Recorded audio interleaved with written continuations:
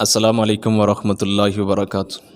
ان الحمد للہ نحمده ونستعینه ونستغفره ونعوذ باللہ من شرور انفسنا ومن سیئات اعمالنا من يهده اللہ فلا مضل له ومن يضلل فلا هادی له واشهد ان لا الہ الا اللہ وحدہ لا شریک له واشهد ان محمدا عبدہ ورسولہ۔ یا ایہا الذین آمنوا اتقوا اللہ حق تقاتہ ولا تموتن الا وانتم مسلمون۔ یا ایہا الذین آمنوا اتقوا اللہ وقولوا قولا سدیدا یصلح لکم اعمالکم ویغفر لکم ذنوبکم ومن یطع اللہ ورسولہ فقد فاز فوزا عظیما۔ یا ایہا الناس اتقوا ربکم الذی خلقکم من نفس واحدۃ وخلق منها زوجها وبث منہما رجالا کثیرا ونساء واتقوا اللہ الذی تساءلون به والارحام ان اللہ کان علیکم رقیبا۔ اما بعد فإن خیر الحدیث کتاب اللہ وخیر الہدی ہدی محمد صلی اللہ علیہ وسلم وشر الامور محدثاتها وکل محدثۃ بدعۃ وکل بدعۃ ضلالہ وکل ضلالۃ فی النار۔ قال اللہ تبارک وتعالی فی کلامہ المجید والفرقان الحمید۔ اعوذ باللہ السمیع العلیم من الشیطان الرجیم بسم اللہ الرحمن الرحیم۔ محمد الرسول اللہ والذین معه اشداء علی الکفار رحماء بینہم۔ رب اشرح لی صدری ویسر لی امری واحلل عقدۃ من لسانی یفقہوا قولی۔ رب زدنی علما رب زدنی علما رب زدنی فہما۔ ہر قسم کی حمد و ثنا عظمتوں کی برہائی اللہ وحدہ لا شریک کی ذات کے لیے ہے۔ درود و سلام سید الاولین والآخرین امام الانبیاء والمرسلین حضرت محمد مصطفیٰ صلی اللہ علیہ وآلہ وسلم کی ذات اقدسہ پر اللہ کی کروڑ کروڑ رحمتیں ہوں، اہل بیت اطہار پر، صحابہ کرام پر، تابعین نظام پر، محدثین کرام پر، اولیاء اعظام پر اور علماء کرام پر جنہوں نے اللہ کے پیغام کو اللہ کے بندوں تک پہنچانے کا حق ادا کیا۔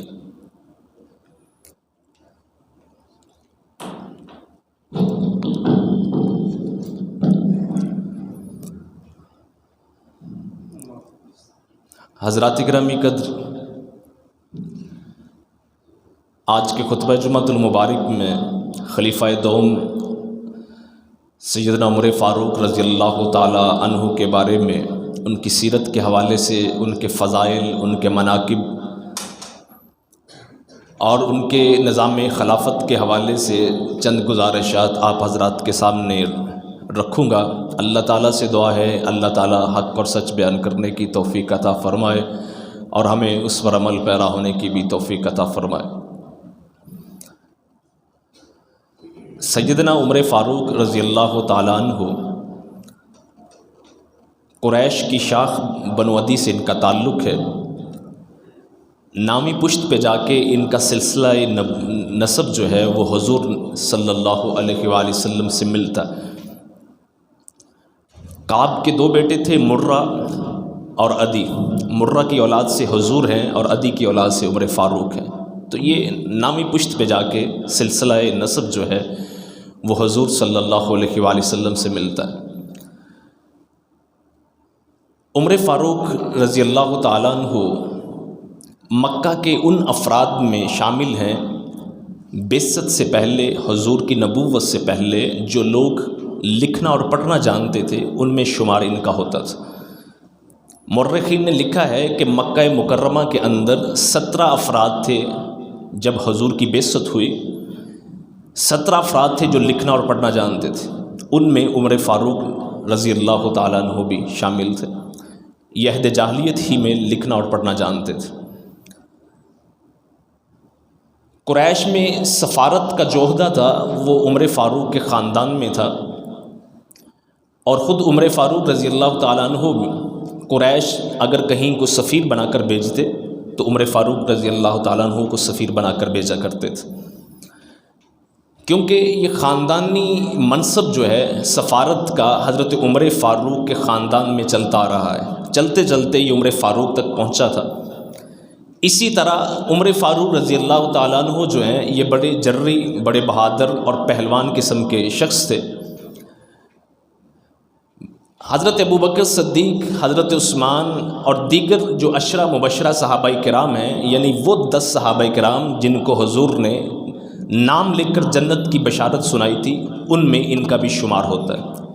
یہ 10 ان صحابہ کرام میں شامل ہیں کہ جن کو نام لکھ کر حضور نے جنت کی بشارت دی تھی۔ لیکن باقی عشرہ مبشرہ صحابہ کرام کی بنسبت ان کا ایمان ذرا تاخیر سے ہے۔ 6 نبوی کے آخر میں، یعنی نبوت کے 6 سال کے آخر میں یا نبوت کے 7ویں سال کی بالکل ابتدا میں انہوں نے اسلام کو قبول کیا تھا، اور جس وقت عمر فاروق رضی اللہ تعالیٰ عنہ نے اسلام قبول فرمایا تھا اس وقت تقریباً 40 افراد جو ہیں یہ اسلام قبول کر چکے تھے۔ حضرت عمر فاروق قریش کے اندر ایک نمایاں شخصیت تھے، سردار قسم کے انسان تھے۔ حضور صلی اللہ علیہ وآلہ وسلم نے ایک روز اللہ سے دعا کی تھی۔ یہ جو دعا ہے جو میں آپ حضرات کے سامنے بیان کرنے لگا ہوں، اس دعا کی وجہ سے عمر فاروق رضی اللہ تعالیٰ عنہ کو مراد رسول کا لقب ملا ہے۔ یعنی باقی تمام صحابہ کرام حضور کے مرید ہیں، یہ مراد ہیں، ان کو مانگ کر اللہ تعالیٰ سے حضور نے لیا تھا۔ حضور نے دعا کی، اللہم اعز الاسلام باحب الرجلین عندک، اے اللہ ان 2 آدمیوں میں جو تجھے زیادہ محبوب ہے اس کے ذریعے اسلام کو عزت عطا فرما۔ کون سے 2 شخص تھے؟ ابی جہل ابن حشام، ابو جہل یا عمر بن الخطاب، عمر بن خطاب کے ذریعے۔ فرمایا اے اللہ میں تجھ سے دعا کرتا ہوں کہ ان 2 شخصوں میں سے، ان 2 اشخاص میں سے جو تجھے زیادہ محبوب ہے اس کے ذریعے اسلام کو عزت عطا فرما۔ اللہ اکبر۔ بات ذرا توجہ سے سنیے گا کہ اللہ رب العزت غنی ہے، اللہ بے پرواہ ہے، اللہ کو کسی کی کوئی حاجت نہیں ہے، اللہ کو کسی کی کوئی حاجت نہیں ہے، اللہ غنی ہے، اللہ بے پرواہ ہے۔ اللہ نے قرآن مجید فرقان حمید میں قریش کو، اہل عرب کو مخاطب کر کے ارشاد فرمایا، ان تتولوا یستبدل قوما غیرکم، اگر تم بھی پھر جاؤ گے اللہ تمہاری جگہ کوئی اور لے آئے گا۔ اللہ کو کسی کی ضرورت نہیں ہے، لیکن اس کے باوجود حضور نبی کریم نے اللہ سے دعا کی کہ اللہ ان 2 میں سے جو تجھے زیادہ محبوب ہے اس کے ذریعے اسلام کو عزت عطا فرما۔ اور پھر اللہ رب العزت نے عمر بن خطاب رضی اللہ تعالیٰ عنہ کو منتخب فرما کر ان کے ذریعے اسلام کو عزت عطا فرمائی۔ کس طرح عزت عطا فرمائی کہ جس روز عمر فاروق رضی اللہ تعالیٰ عنہ نے اسلام قبول کیا، حضور کے ہاتھ پر بیعت کی، نماز کا وقت ہوا چاہتا ہے، صحابہ کرام معمول کے مطابق حضرت ارقم کے مکان میں، جس کو ہم دار ارقم بولتے ہیں، چھپ کر نماز ادا کرنا چاہتے ہیں۔ عمر فاروق رضی اللہ تعالیٰ عنہ فرمانے لگے آج کے بعد اس طرح نہیں، علل اعلان جا کر خانہ کعبہ کے اندر، مسجد حرام کے اندر علل اعلان جا کر عمر فاروق رضی اللہ تعالیٰ عنہ کی قیادت میں مسلمانوں نے حضور کی اقتداء میں نماز ادا کی تھی جس روز عمر فاروق نے اسلام قبول کیا تھا۔ یہ عزت تھی اسلام کو جو عمر فاروق کی وجہ سے اللہ تعالیٰ نے عطا فرمائی۔ عبداللہ ابن مسعود رضی اللہ تعالیٰ عنہ قدیم صحابہ کرام میں ان کا شمار ہوتا ہے، سابقین اولین میں ان کا شمار ہوتا ہے۔ یہ فرماتے ہیں کہ جس روز عمر فاروق رضی اللہ تعالیٰ عنہ نے اسلام قبول کیا تھا ہم برابر عزت میں آ گئے تھے، اسلام عزت میں آ گیا تھا، اسلام قوت میں آ گیا تھا جس روز سے عمر فاروق رضی اللہ تعالیٰ عنہ نے اسلام کو قبول فرمایا تھا۔ یہ عمر فاروق تھے جو مراد رسول تھے، جن کو اللہ سے دعا کر کے حضور نبی کریم صلی اللہ علیہ وآلہ وسلم نے لیا تھا۔ اس لیے یہ بڑے بہادر قسم کے انسان تھے، بڑے جرری قسم کے انسان تھے۔ قریش کے اندر ان کا ایک دبدبا تھا، ان کا ایک رعب تھا۔ یہی وجہ تھی کہ جس روز مسلمانوں نے ہجرت کی، چاہے وہ ہجرت حبشہ ہے چاہے وہ ہجرت مدینہ ہے، مورخین نے لکھا ہے تقریباً چھپ چھپا کر تمام صحابہ کرام نے ہجرت کی تھی۔ واحد وہ شخص ہیں عمر فاروق رضی اللہ تعالیٰ عنہ کہ جنہوں نے علل اعلان ہجرت کی تھی، اعلان کر کے، اور اعلان بھی کس انداز میں کیا تھا، اس سے اسلام کی عزت کا پتہ چلتا ہے کہ حضور نے جو دعا مانگی تھی وہ ایسے نہیں تھی۔ اعلان کر کے کہ میں صبح ہجرت کرنا چاہتا ہوں، جس نے اپنے بچے یتیم کروانے ہیں، اپنی بیوی کو بیوہ کروانا ہے، وہ مجھے پہاڑ کے پڑے مل لے۔ اور مورخین نے لکھا ہے کہ جس روز عمر فاروق نے ہجرت کی تھی، علی الاعلان کسی کو جرت نہیں ہوئی تھی ان کا راستہ روکنے کی۔ یہ وہ عمر فاروق تھے جن کو حضور نے اپنے رب سے مانگ کر لیا۔ حضرت ابوبکر صدیق رضی اللہ تعالیٰ عنہ کے بعد مسلمانوں کے خلیفہ نامزد ہوئے۔ یہاں سے بات میں بعد میں شروع کرتا ہوں، پہلے ان کے فضائل میں حضور کے چند ارشادات آپ حضرات کے گوش گزار کرتا ہوں۔ اللہ اکبر۔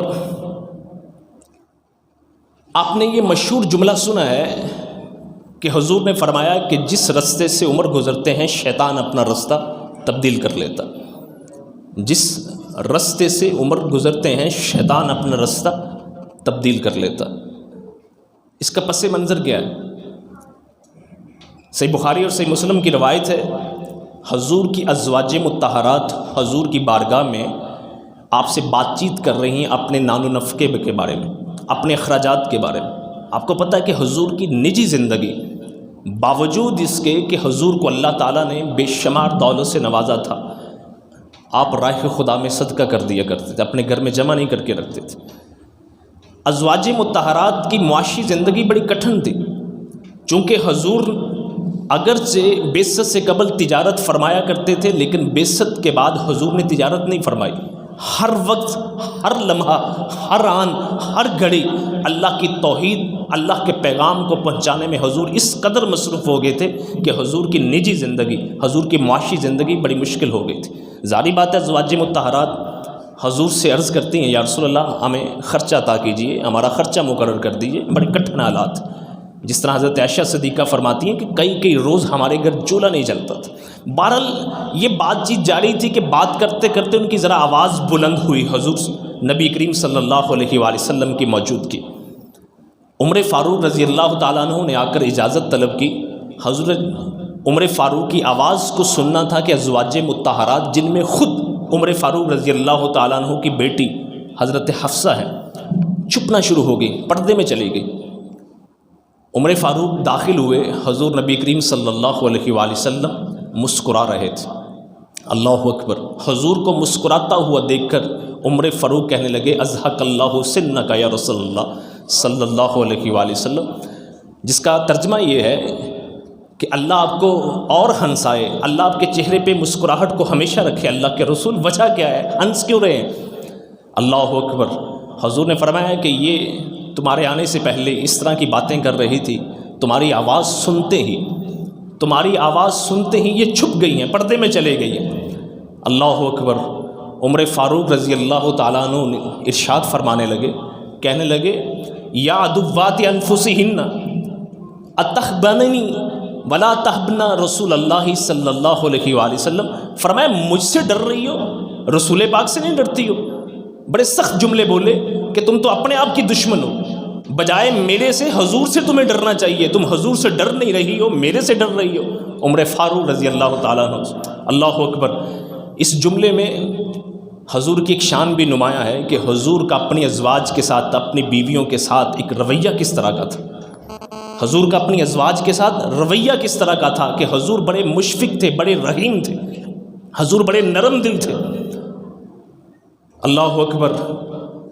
ازواج مطہرات آگے سے کیا کہنے لگی؟ فرمانے لگی، انت افض و اغلظ، تم زیادہ سخت ہو، تم زیادہ سخت ہو، اس لیے ہم تم سے ڈر رہے ہیں۔ حضور ایسے نہیں ہیں۔ کیوں؟ حضور کے بارے میں خود اللہ نے فرمایا تھا کہ انک لعلی خلق عظیم۔ حضور کے بارے میں خود اللہ تعالیٰ نے ارشاد فرمایا تھا، وَلَوْ كُنْتَ فَظًّا غَلِيظَ الْقَلْبِ لَانفَضُّوا مِنْ حَوْلِكَ فَبِمَا رَحْمَةٍ مِّنَ اللَّهِ لِنْتَ لَهُمْ۔ یہ اللہ کی رحمت ہے کہ آپ اس قدر نرم دل ہیں، آپ اس قدر رحیم ہیں، آپ اس قدر مشفق ہیں کہ یہ لوگ آپ کے پاس چمٹے ہوئے ہیں، آپ کس کے ساتھ جڑے ہوئے ہیں۔ اگر آپ ذرا سخت طبیعت کے ہوتے تو یہ لوگ آپ کے پاس اس طرح جمتے نا، آپ سے ہٹ جاتے۔ یہ حضور کی صفت تھی۔ تو صحابیات کہنے لگی، حضور کی ازواج کہنے لگی کہ آپ بڑے سخت ہیں، اس لیے۔ اس وقت حضور نے ارشاد فرمایا، اے ابن خطاب، خطاب کے بیٹے عمر، جانے دو، چھوڑ دو، جانے دو، چھوڑ دو۔ اس وقت یہ جملہ حضور نے فرمایا تھا جو ہمارے ہاں زبان زد عام مشہور ہے کہ کہ عمر جس رستے سے گزرتے ہیں شیطان رستہ تبدیل کرتا. فرمایا اے ابن الخطاب، اے خطاب کے بیٹے چھوڑ دیں، کوئی بات نہیں. فوالذی نفسی بیدہ، اس ذات کی قسم جس کے ہاتھ میں میری جان ہے، ما لقیک شیطان سالکا فجا قط الا سالکا غیر سلکک. فرمایا کہ شیطان جس رستے میں بھی تمہیں ملتا ہے وہ اپنا رستہ تبدیل کر لیتا. یہ اس وقت جملہ حضور نے ارشاد فرمایا تھا، ما لقیک شیطان سالکا فجا قط الا سالک فجا غیر فجک. فرمایا جس رستے سے تم ہوتے ہو شیطان تمہیں دیکھ کر اپنا رستہ تبدیل کر لیتا. یہ عمر فاروق رضی اللہ تعالیٰ عنہ کی شان، یہ عمر فاروق رضی اللہ تعالیٰ عنہ ہے کہ شیطان جن سے خوف کھاتا ہے. شیطان چاہے وہ جن ہے، شیطان چاہے وہ انسانوں میں ہے. یہ توجہ سے سنیے گا جملہ، شیطان چاہے جنوں میں ہے، شیطان چاہے انسانوں میں ہے، جو بھی شیطان ہے عمر فاروق رضی اللہ تعالیٰ عنہ کو دیکھ کر رستہ تبدیل کر لیتا ہے. آج بھی شیطان کی پہچان یہی ہے کہ عمر فاروق کا نام لے کر اس کی پیشانی پہ سلوٹیں آ جاتی ہیں، اس کے چہرے کا رنگ اٹھ جاتا ہے جو عمر فاروق رضی اللہ تعالیٰ عنہ کا نام سنتا. یہ عمر فاروق جن کی یہ شان ہے. اللہ اکبر. حضور نے فرمایا لقد کان فیما قبلکم من الامم محدثون. فرمایا تم سے پہلی امتوں میں کچھ ایسے لوگ گزرے ہیں کہ جن کو مالا اعلیٰ کی طرف سے اللہ کی جانب سے الہام ہوا کرتا تھا. تم سے پہلے امتوں میں ایسے لوگ گزرے ہیں کہ جن کو الہام ہو جایا کرتا تھا اللہ کی طرف سے. فَإِن يَكُن فِي أُمَّتِي أَحَدٌ، اگر میری امت میں کوئی ہے فَإِنَّهُ عمر بن الخطاب. فرمایا وہ عمر بن خطاب رضی اللہ تعالیٰ عنہ. یہ اس امت کے صاحب الہام تھے. صاحب الہام ایسے شخص کو کہتے ہیں کہ جو نبی نہیں ہے، جو نبی نہیں. نبی پر تو وحی آتی ہے نا، اللہ کی طرف سے باقاعدہ ایک پیغام آتا ہے، لیکن صاحب الہام ایسے شخص کو کہتے ہیں کہ جو نبی تو نہیں ہے، انسان ہی ہے، لیکن بس اوقات اللہ کی طرف سے اس کے نفس کے اندر، اس کے دل کے اندر کوئی بات ڈال دی جاتی ہے. ایسے شخص کو صاحب الہام کہتے ہیں. فرمایا پہلی امتوں میں بھی ایسے لوگ گزرے ہیں کہ جن کو الہام ہو جایا کرتا تھا مالا اعلیٰ کی طرف سے. فرمایا میری امت میں اگر کوئی شخص ہے تو وہ عمر بن خطاب رضی اللہ تعالیٰ عنہ. کیسے صاحب الہام تھے؟ اللہ اکبر. مورخین نے لکھا ہے کہ کم و بیش 17 آیات، 3 کم 20، 17 آیات حضرت عمر فاروق رضی اللہ تعالیٰ عنہ کے کہنے پہ اللہ نے آسمان سے نازل فرمائی. 17 آیات. قرآن نازل کرنے والا اللہ ہے. کس پہ نازل کر رہا ہے؟ حضور پہ. لیکن 17 آیات ایسی ہیں کہ جو عمر فاروق رضی اللہ تعالیٰ عنہ کے کہنے پہ اللہ تعالیٰ نے آسمان سے نازل فرمائی.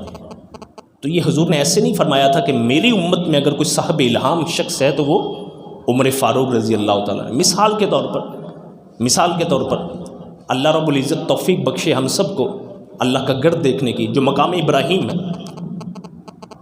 ابراہیم ہے جہاں ہر انسان کی خواہش ہوتی ہے، کوشش ہوتی ہے کہ میں وہاں رک کر، وہاں کھڑے ہو کر نفل ادا کروں. ہر شخص کی خواہش ہے، اللہ پوری کر.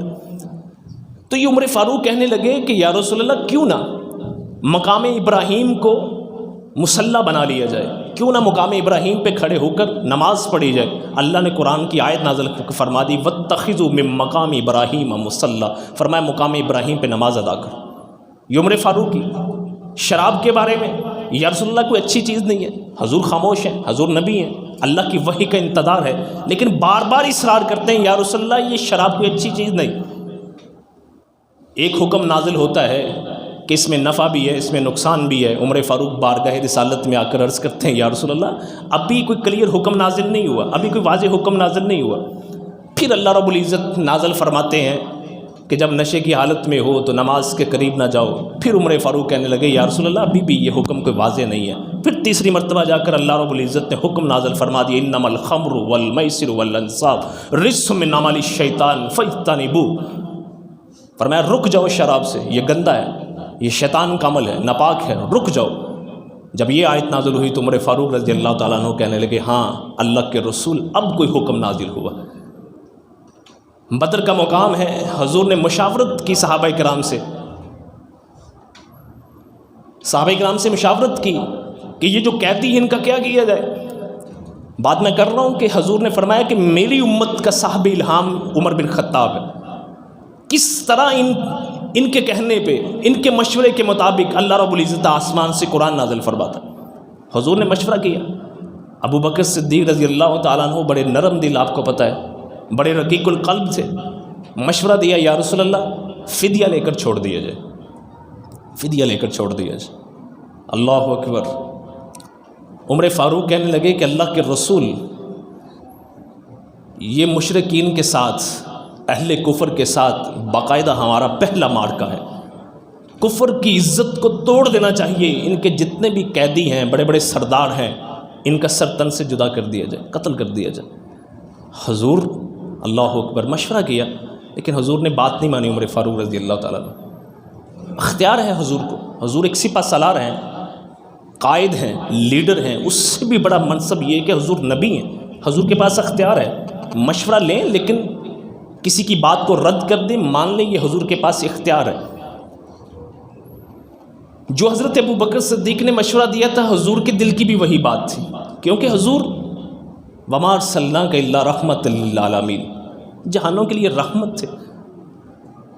قرآن مجید میں 3 جگہ اللہ تعالیٰ نے حضور کا یہ وصف بیان فرمایا تھا کہ حضور کو اس حد تک حضور کو اس حد تک حرص تھی، طمع تھی کہ لوگ کسی نہ کسی طریقے سے مسلمان ہو جائے. قرآن مجید میں اللہ نے بیان فرمایا سورہ کہف کے اندر، لعلک باخع نفسک علی آثارہم ان لم یؤمنوا بہذا الحدیث اسفا، کہ آپ اس حد تک چاہتے تھے کہ کسی نہ کسی طریقے سے لوگ مسلمان کیوں نہ ہو، مسلمان ہو جائیں، کلمہ پڑھ لیں، جہنم کی آگ سے بچ جائیں. حضور نے فرمایا میری مثال اس طرح ہے کہ تم جس طرح پروانے آگ کے ارد گرد منڈلاتے ہیں، گرتے ہیں، ختم ہو جاتے ہیں، ہلاک ہو جاتے ہیں، تم لوگ آگ میں گرنا چاہتے ہو، میں تمہیں پکڑ کے آگ سے نکال رہا ہوں. یہ حضور کی خواہش تھی. تو حضور نہیں چاہتے تھے کہ ان کو قتل کر دیا جائے. کیوں؟ ہو سکتا ہے آج نہیں کل نہیں پرسوں نہیں ترسوں یہ لوگ مسلمان ہو جائیں. حضور نے حضرت ابو بکر صدیق کی رائے کے مطابق فدیہ لے کر قیدیوں کو چھوڑ دیا. اللہ اکبر. آسمان سے اللہ رب العزت نے وحی نازل فرما دی. وہی حضرت عمر فاروق کی رائے کے مطابق، جو وہ رائے تھی کہ ابھی کفر کا زور نہیں ٹوٹا، ابھی کفر کی شان و شوکت خاک میں نہیں ملی. فرمایا نبی پاک صلی اللہ علیہ وسلم کو مخاطب کر کے اللہ رب العزت نے، میں یہ آیت پڑھ نہیں رہا جان بوجھ کے، اللہ تعالیٰ نے بڑے سخت الفاظ میں تنبیہ فرمایا ابھی زمین میں خون ریزی نہیں ہوئی، تم نے فدیہ لے کر چھوڑ دیا، دنیا چاہتے ہو. جب یہ آیت نازل ہوئی، اللہ اکبر، حضور رو رہے ہیں، ابو بکر صدیق رو رہے ہیں. عمر فاروق پوچھنے لگے یا رسول اللہ کیا وجہ ہے، مجھے بتائیں میں بھی روں. حضور نے آیت پڑھ کر سنائی. فرمایا اللہ کی طرف سے یہ آیت نازل ہوئی. تو کہنے کا مطلب یہ ہے کہ حضور نے فرمایا تھا کہ میری امت کا صاحب الہام جو ہے وہ عمر بن خطاب ہے. اس لیے جامع ترمذی کی روایت بڑی مشہور آپ نے سنی، لو کان بعدی نبی لکان عمر بن الخطاب، اگر میرے بعد کسی نے نبی ہونا ہوتا تو وہ عمر بن خطاب ہوتے. اس طبیعت کے مالک تھے، ان صفات کے مالک تھے یہ عمر بن خطاب رضی اللہ تعالیٰ عنہ. اللہ اکبر. کوئی ایسا موقع نہیں اسلام کے اندر کہ جس میں عمر بن خطاب رضی اللہ تعالیٰ عنہ نے اسلام کی حمایت میں، حضور کی حمایت میں ایک لمحے کے لیے بھی پیچھے ہٹے ہوں، ایک لمحے کے لیے بھی. اللہ اکبر.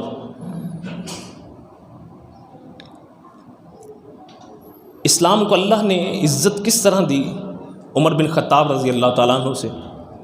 اللہ اکبر. حضور کی ایک حدیث ہے صحیح بخاری کی، حضور نے ایک خواب دیکھا. فرمایا کہ میرے سامنے کچھ لوگ آئے کہ ان کے اوپر قمیض ہے، کسی کی قمیض اس کے سینے تک ہے، کسی کی اس سے نیچے، کسی کی اس کے نیچے. عمر بن خطاب کو میں نے دیکھا ہے کہ وہ اپنی قمیض کو گھسیٹ کر آ رہا ہے، یعنی اتنی لمبی قمیض ان کے پاس. صحابہ نے پوچھا فما اولت یا رسول اللہ، اللہ کے رسول اس کی تعویل آپ کیا کرتے ہیں؟ فرمایا الدین. فرمایا اس کی تعویل یہ ہے کہ دین. مطلب کیا کہ عمر بن خطاب کا دور، عمر بن خطاب کی شخصیت وہ شخصیت ہے کہ جن کے دور میں اللہ رب العزت نے دین کو اتنی عزت اور سربلندی عطا فرمائی. عمر بن خطاب میں نے شروع میں بات یہ عرض کی تھی کہ شیطان چاہے جنوں میں ہو یا انسانوں میں، اس کو سب سے زیادہ نفرت عمر بن خطاب رضی اللہ تعالیٰ عنہ سے. یہ شخصیت ہی ایسی ہے. کیسی شخصیت ہے؟ کیسی شخصیت ہیں کہ جن کے دور حکومت میں دنیا کی 2 سپر پاورز کیسر اور کسرا کا غرور جو ہے وہ خاک میں ملا تھا. ان کے دور حکومت میں کیسر و کسرا کا غرور جو ہے یہ خاک میں ملا تھا. یہ ایسی شخصیت تھی، اس لیے اس کائنات میں سب سے زیادہ منافقین کو، اللہ کے نافرمانوں کو، سرکشوں کو اگر نفرت ہے، بغض ہے تو عمر فاروق رضی اللہ تعالیٰ عنہ سے. یار 2 سپر پاورز کیسر و کسرا، 2 سپر پاورز ان کے دور حکومت میں ملیاں میٹ ہوتی ہیں، خاک میں ملتی. 22.5 لاکھ مربع میل کا حاکم عمر بن خطاب رضی اللہ تعالیٰ عنہ، 22.5 لاکھ مربع میل.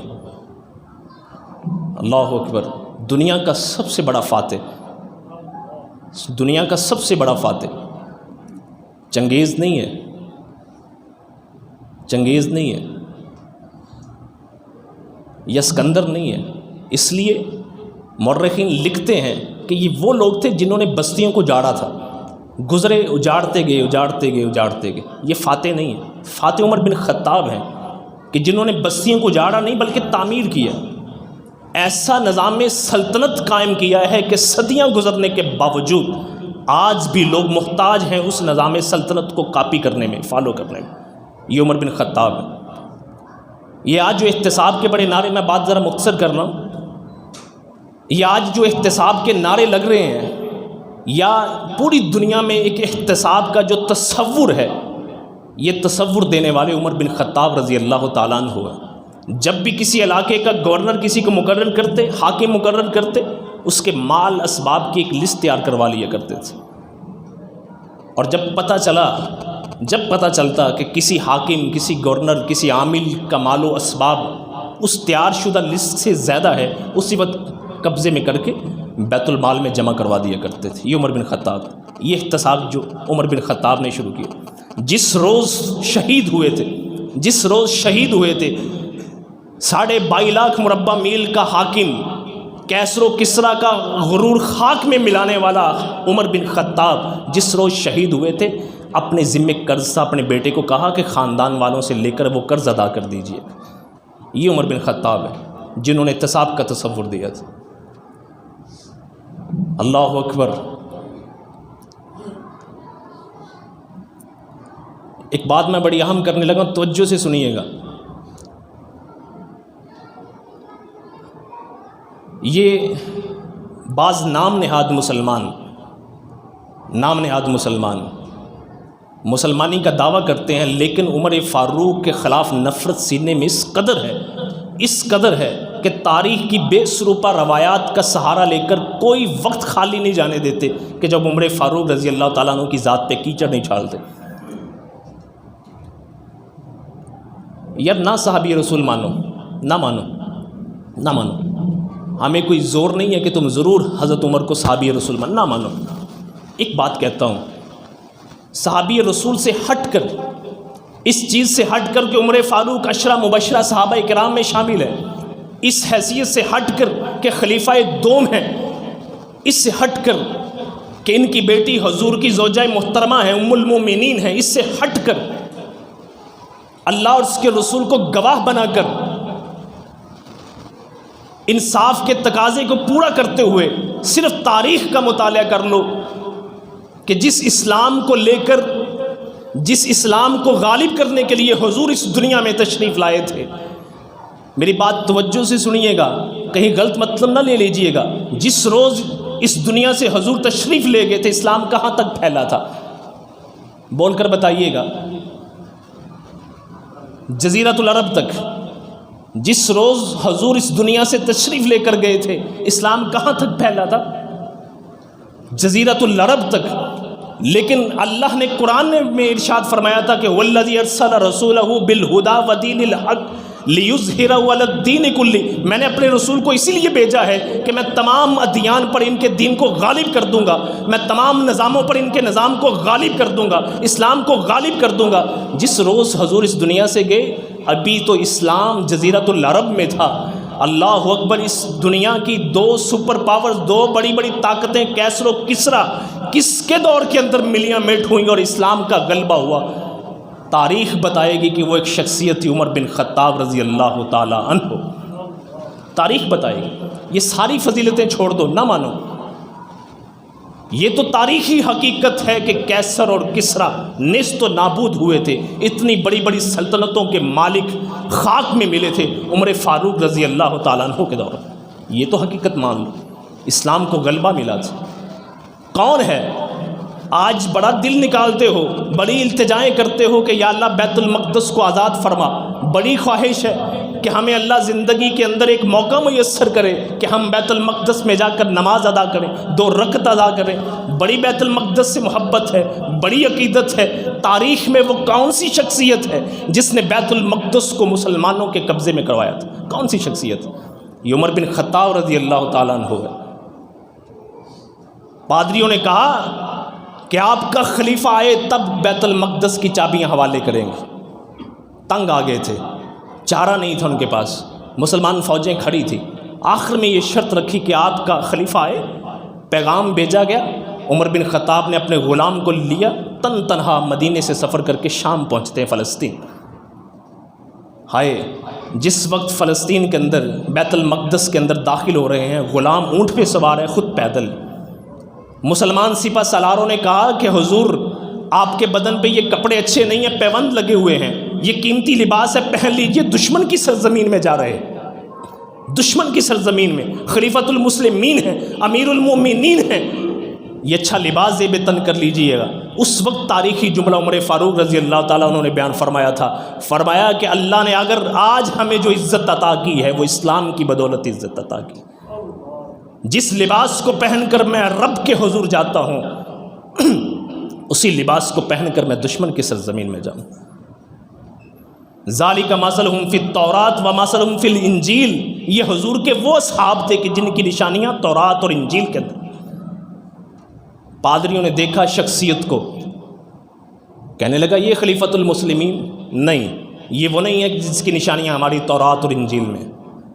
بتایا گیا کہ یہ خلیفۃ المسلمین نہیں ہے، خلیفۃ المسلمین وہ ہے کہ جس نے اونٹ کی مہار پکڑی ہوئی، جو پیدل چل رہا ہے۔ دیکھتے ہی پہچان گئے، کہنے لگے ہمارے پاس اور کوئی چارہ کار نہیں، چابیاں حوالے کر دی مسلمانوں کی۔ یہ عمر بن خطاب رضی اللہ تعالیٰ عنہ کے خدا واسطے کا ویر ہے۔ ان نام نہاد مسلمانوں کو عمر بن خطاب رضی اللہ تعالیٰ عنہ سے بے سروپا روایات کہ عمر بن خطاب نے یہ کیا، عمر بن خطاب نے یہ کیا، یہ کیا۔ اعتراض ہے تو کیسر کو ہے، اعتراض ہے تو کسرا کو ہے، اس کی ذریت کو ہے۔ مسلمانوں کو فخر ہے عمر فاروق رضی اللہ تعالیٰ عنہ پہ کہ جن کے ذریعے اللہ رب العزت نے عزت عطا کی تھی مسلمانوں کو، جن کے ذریعے اللہ نے عزت عطا کی تھی اسلام کو۔ یہ میں ایک دعویٰ کرنے لگا ہوں، ذرا توجہ سے سنیے گا۔ انسانی تاریخ میں پہلی فلاحی ریاست قائم کرنے والے عمر فاروق تھے۔ انسانی تاریخ میں فلاحی ریاست قائم کرنے والے عمر فاروق رضی اللہ تعالیٰ عنہ تھے۔ غلط مطلب نہ لیجیے گا کہیں، یہ حضور کے تیار کردہ افراد تھے، یہ حضور کے شاگرد تھے، حضور کے ساتھی تھے، یہ رسالت کا تتمہ تھے، جو عہد رسالت میں جو کام ہونا باقی تھے، جو حضور کے ذمہ کام تھے، وہ کام اللہ نے پورے کروائے عمر فاروق کے ذریعے، وہ کام اللہ نے پورے کروائے ابو بکر صدیق کے ذریعے، وہ کام اللہ نے پورے کروائے عثمان ذو النورین کے ذریعے، وہ کام اللہ نے پورے کروائے علی المرتضیٰ رضی اللہ تعالیٰ عنہ کے ذریعے۔ حضور اس دنیا سے رخصت ہوئے تھے، میں نے بتایا کہ ابھی اسلام جزیرۃ العرب سے باہر نہیں نکلا تھا، ان کے دور میں اسلام کہاں سے کہاں پھیلا۔ حضور اس دنیا سے رخصت ہوئے تھے، ابھی فاروق اور فراوانی نہیں تھی کہ عمر فاروق تھے کہ جن کے دور میں ایک بچہ بھی اگر مسلمانوں کے گھر پیدا ہوتا تھا اس کے اخراجات کی ذمہ ریاست لیتی تھی۔ یہی فلاحی ریاست جو عمر فاروق نے قائم کی۔ تاریخ کے اندر پہلی شخصیت ہے جنہوں نے عدلیہ کو اور پولیس کو علیحدہ کر دیا تھا۔ عدالتیں علیحدہ، پولیس علیحدہ، اس سے پہلے یہ تصور موجود نہیں تھا، اور یہ ثابت کیا تھا کہ ہاتھ میں وقت ہی کیوں نہیں، وہ بھی قاضی کے سامنے کھڑے ہو کے جواب دے۔ اس حد تک قدر قائم ہے میں کون سی بات بیان کروں, کون سی بات چھوڑوں, ایک بات عرض کر کے بات ختم کرتا ہوں. اس حد تک قدر کہت ہے لوگوں کے مال معاشی بڑے کمزور ہو گئے. دیکھا کہ بڑے موٹے تازے اونٹ جو ہیں وہ چل رہے ہیں. پوچھا یہ کس میں ہے؟ کہتے ہیں کہ آپ کے بیٹے عبداللہ ابن عمر ہیں. میرے بیٹے یہ کہاں سے؟ باقی مسلمانوں کے مال معاشی قحط کی وجہ سے اتنے کمزور اور میرے بیٹے کے. پتا چلا کہ آپ کے بیٹے کے معاشی جو ہے اونٹ جو ہے یہ ریاست کی جو چراگاہ ہے وہاں چل رہے ہیں. ریاست کا چارہ کھا کے موٹے ہو گئے. اسی وقت بیٹے کو بلایا, سرزنش کی, فرمایا یہ تمہارا حق نہیں ہے, بیت المال کے ذمہ سارے اونٹ لگا دو اور میں داخل کروا. ایک اور بات ملتی ہے کہ کسی علاقے میں گئے بکریاں خرید رہے, فرمایا اتنے مال میں اتنی بکریاں آتی نہیں ہیں. پتا چلا کہ لوگوں نے امیر المومنین کے بیٹے کا لحاظ کرتے ہوئے اتنی سستی بکریاں دے دی. فرمایا تمہاری کی دولت تھی جو تمہارا سرمایہ تھا اس میں اتنی بکریاں ہیں, باقی ساری بکریاں بیت المال کا انتظام کرو. یہ عمر فاروق تھے, انہوں نے فلاحی ریاست کا تصور دیا تھا, انہوں نے فلاحی ریاست قائم کر کے دکھائی تھی. یہ تھا اقتصاد کا نظام کہ بس ممبر خطبہ دے رہے ہیں, ایک عام شخص اٹھ کر کہتا ہے عمر یہ جو جوڑا زیب تن کیا ہوا ہے, یہ جو مال غنیمت میں جوڑے آئے تھے اس کپڑے سے تو آپ کا جوڑا بن نہیں سکتا تھا, آپ کا لباس بن نہیں سکتا تھا. یہ کیسے بنایا؟ تب تک خطبہ نہیں دیں گے جب تک جواب نہیں دیں گے. 22.5 لاکھ مرتبہ بھی آگے کھڑے ہو کر وہیں کا وہی جواب دیتا ہے. کہا اس کا جواب میں نہیں دوں گا, میرا بیٹا عمر عبداللہ دے. پھر عبداللہ نے بتایا کہ میرے بابا بڑے لمبے تڑنگے ہیں, بڑے ماشاءاللہ ڈیل ڈور کے مالک ہیں, اس کپڑے سے ان کا کپڑا نہیں بن رہا تھا, ان کا سوٹ نہیں بن رہا تھا, ان کا لباس نہیں بن رہا تھا. کہنے لگے میں نے اپنا حصے کا کپڑا اپنے بابا کو دیا تب جا کے ان کا لباس بنا. یہ عمر فاروق تھے. یہ فلاحی ریاست تھی. نعرے جتنے مرضی لگائے فلاحی ریاست کے, مدینہ کی ریاست کے, عمل بتائے گا کہ آپ کس حد تک مدینہ کی ریاست قائم کرنے کے خواہاں ہیں, کس حد تک آپ کے دل میں محبت ہے, کیا اپنا کیا بیگانہ. عمر فاروق رضی اللہ تعالیٰ عنہ کے نظام عدل سے کوئی بچ نہیں سکتا. حاکم مصر کے بیٹے کے ساتھ ایک عام سے شخص کے بیٹے کا گھوڑا جو ہے اس کی دوڑ لگتی ہے, آگے نکل جاتا ہے. حاکم مصر کا بیٹا جو ہے اس شخص کو گھوڑے لگاتا ہے کہ میں حاکم مصر کا بیٹا, میرا گھوڑا میرے گھوڑے سے آگے نکل گیا. عمر فاروق کو پتا چلتا ہے, اسی وقت میں کھڑا کرتے ہیں اور میں اس کو بھی گھوڑے لگاؤں, اس کے باپ کو بھی گھوڑے لگاؤں. باپ کو کیوں لگاؤں؟ اور میں باپ کی وجہ سے اس کو یہ ضرورت حاصل ہوئی کہ عام شخص کے بیٹے کو جو ہے وہ گھوڑے مار سکے, اس کو بھی گھوڑے لگاؤں. یہ عمر فاروق. اللہ اکبر. کیا بات کروں, کیا چھوڑوں. ابو بکر صدیق رضی اللہ تعالیٰ عنہ اپنے آخری وقت میں کہتے ہیں کہ میرے بعد مسلمانوں کا جو خلیفہ ہوگا عمر بن خطاب ہوگا. صحابہ سے مشورہ کیا, سے سب نے حامی نہیں پڑھی. سب طلحہ زبیر جتنے بھی صحابہ ایک اعتراض عمر فاروق کی ذات پہ کیا. انہوں نے کہا ابو بکر ابھی تو آپ موجود ہیں, آپ کی موجودگی میں یہ اتنی سخت طبیعت کے مالک ہے, آپ چلے جائیں گے تو یہ امت کے ساتھ کیا کریں گے, اس لیے کو خلیفہ رہنے دیجیے. قربان جاؤں صدیق اکبر کی فراست پہ. کہنے لگے جس روز خلافت کا بار پڑے گا, خلافت کا بوجھ پڑے گا, عمر نرم ہو جائے گا, عمر نرم ہو جائے گا. بہرحال ابو لولو فیروز یہ ایسا بدبخت شخص ہے کہ جس نے عمر بن خطاب رضی اللہ تعالیٰ عنہ کو شہید کیا. بات کیا تھی؟ یہ جو تاریخ میں روایت بیان کی جاتی ہے کہ وہ مغیرہ بن شعبہ کا غلام تھا, عمر کی خدمت میں آیا کہ میرا مالک مجھ سے ٹیکس بڑا لیتا ہے, یہ ساری اپنی جگہ سے غلط نہیں ہے. لیکن یہ جو ایرانیوں کے دل کے اندر لاوا پھٹ رہا تھا, یہ جو ان کے دل کے اندر نفرت پڑ رہی تھی عمر فاروق رضی اللہ تعالیٰ عنہ کے خلاف, اتنی بڑی سنت کو اجاڑ کرنا تھا, اسلام کا جھنڈا لگانا تھا. یہ اسی کی خاطر یہ پلان تھا, اس غلام کے ذریعے عمر فاروق رضی اللہ تعالیٰ عنہ کو شہید کیا. ابو لولو فیروز کہا جاتا ہے آج بھی اس کا دربار جو ہے وہ وہاں موجود ہے. بڑی لوگ عقیدت کے ساتھ اس کا نام لیتے ہیں, بڑی عقیدت کے ساتھ. کیوں؟ یہ وہ شخص ہے جس نے عمر فاروق کو شہید کیا. میں نے یہ بات عرض کر دی ہے کہ منافق کو شیطان کو انسانوں میں سے یا جنوں میں سے عمر فاروق رضی اللہ تعالیٰ عنہ کے نام سے اس کو بڑی نفرت تھی.